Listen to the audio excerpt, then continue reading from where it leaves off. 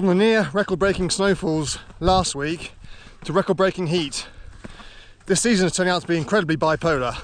That's right, Chamonix broke a very unwanted record yesterday, Wednesday, with the hottest day in February ever recorded in Chamonix Valley, with a whopping 21.1 degrees C at the official weather station, breaking the previous record by nearly a degree.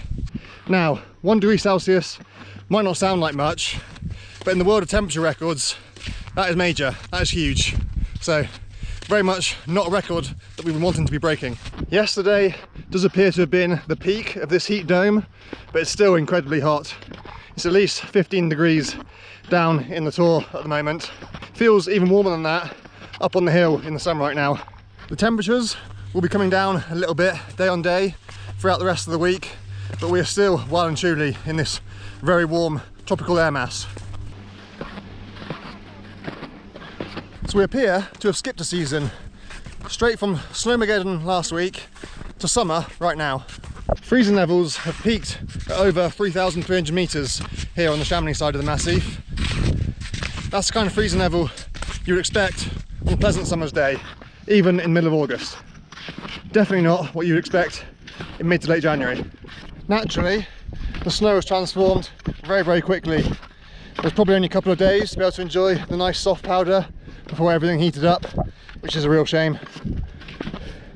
Now, the on-piste conditions look lovely, especially from mid-morning through to mid-afternoon. Beautiful spring corn. I shall find out a bit later how it's holding up by the end of the day. But yeah, as long as you're hitting that sweet spot through the middle of the day, the piste looks stunning. Off-piste is basically a no-go right now. It's so heavy and still incredibly dangerous as well. We've been seeing wet slides absolutely everywhere, not just in the sun, but of course, especially in the sun. Even 5 or 6 days after the end of the last storm, the mountains are still purging themselves. Still very dangerous.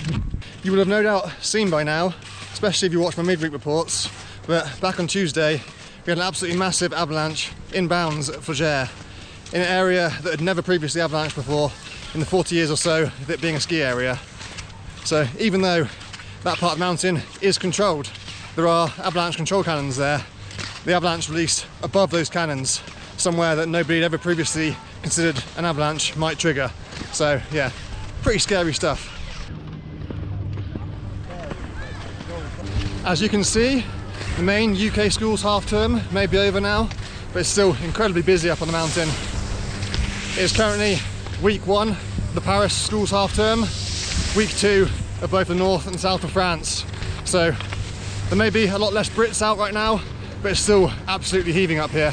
And that's in spite of the fact that most terrain in the valley is now open, unlike last week.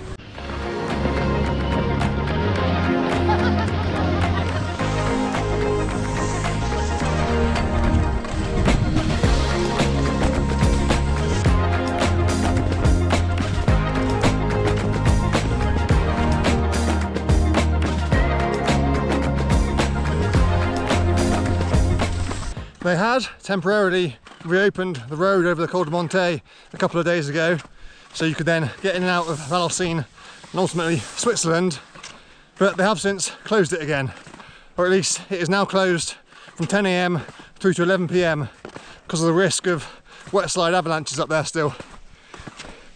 Quite rightly really, they've been spooked by the freak avalanche up at Megeve earlier in the week and not taking any chances.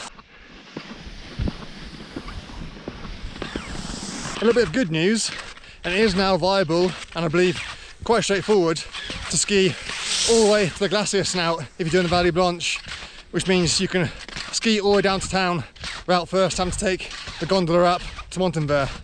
So the original way is now the default way to ski down to town if that's what you want to do, via the Buvette de Motet. And I believe at some point during the storms there was a big avalanche above the Salamanche coming down from the Embers de Zagui glacier, which is now almost completely filled in that big gully which you need to cross to get onto the Salamanche, which up until now have been proving very difficult. Because with the risk of avalanches coming down there from above, it's not somewhere that you ever wanted to be hanging around for too long. But Previously, it was only a very narrow, delicate snow bridge to get through, whereas now I think you can just ski across at your own leisure. So that's also a bit of good news.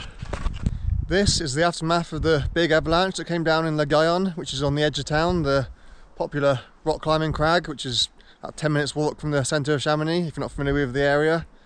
This came down, I think, on Monday or Tuesday, so during the middle of the 3 storms. Indeed, it looks like there's then been a second avalanche which has come down on top of it, potentially on Thursday or Friday as well.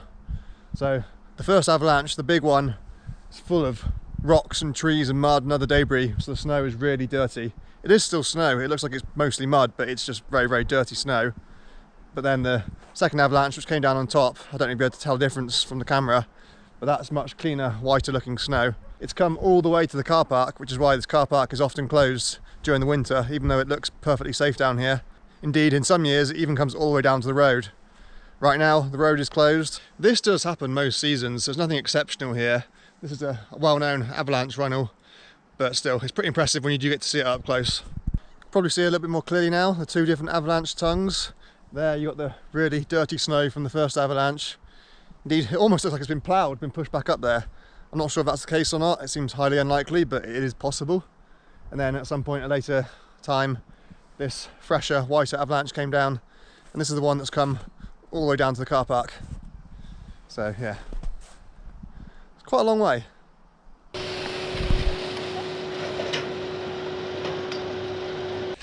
I've had a great response since I started asking you to subscribe again. I don't like doing it, but clearly it works. Gained around 1,000 subscribers in just the last week alone. So all of a sudden, that 10,000 goal looks very, very attainable. So I'm going to keep asking until we get there, which, based on the current trajectory, will be a week or 2. So if you want me to stop asking, you know what to do. Please like and subscribe. As you can see, the kneehab's been going well. My plan today, initially, was just to skin up to the mid-station here at the tour, take the gondola back down. But as you can see, I've come quite a bit higher than mid-station, which means I have to ski down at least part of the way. But the snow here is so forgiving, I could ski down on one leg if I have to, but I don't have to. The knee's feeling good. Yes, it's still swollen. Yes, it's still a little bit sore. Yes, I can't bend it all the way, but it's strong and stable, and that's what matters. I'm not going to be carving with my hips to the floor, just me cruising down through the slush. So skiing down from here is really not going to be too difficult. As I probably said before, you can't tear an ACL if you haven't got an ACL. I'm pretty sure after last year's injury, I haven't got any ACL left. So whatever I've done this time around, it's clearly a much smaller injury than I had this time last year. Probably just a little bit of meniscus damage, or maybe a small tear on either the LCL or MCL. But yeah, it's definitely not an ACL injury.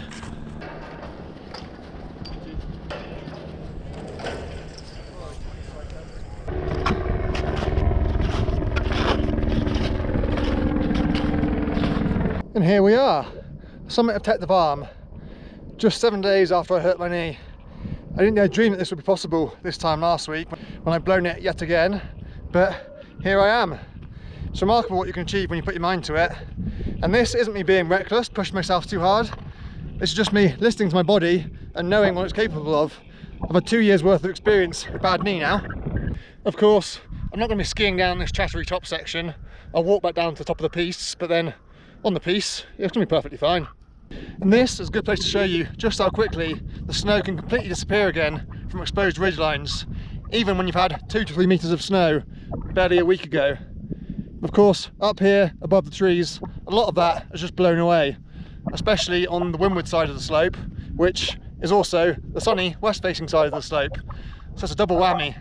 So basically, any west-facing ridgelines or southwest facing ridgelines, the snow is basically all completely gone, even up here at over 2,200 meters. But then on the leeward side, there are absolutely huge drifts. The snow is going to be meters and meters deep just off the side of the ridge over there on the kind of, well, there it's an east facing ridge, but northerly or easterly facing ridge slopes are absolutely loaded still.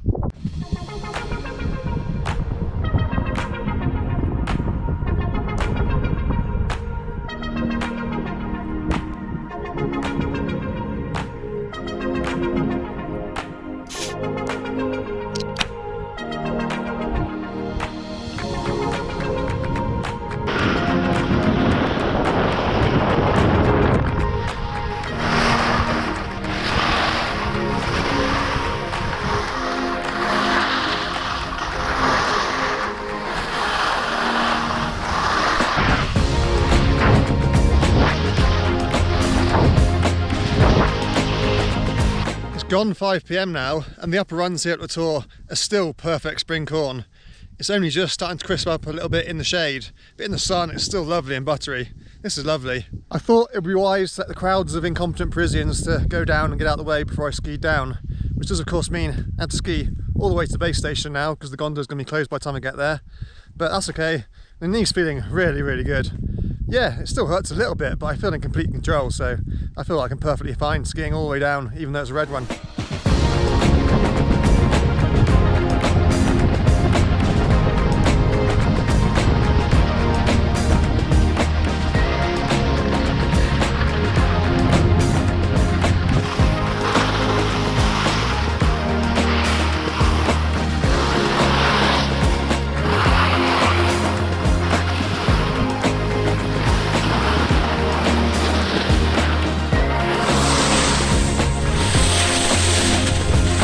Caught up with the last few straggling punters on this final pitch of the home run.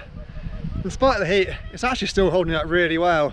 Yeah, it's lumpy, but it's not the huge slush moguls that you often get at this time of year when it is hot. It's quite surprising really. So yeah, all in all, the snow on piste right now is actually doing really, really well. I may or may not ski again tomorrow after the success of today's experiment. If not, then that's me signing out for this week. We'll be back again next week with hopefully a much fuller report once I'm more mobile. But until then, ciao!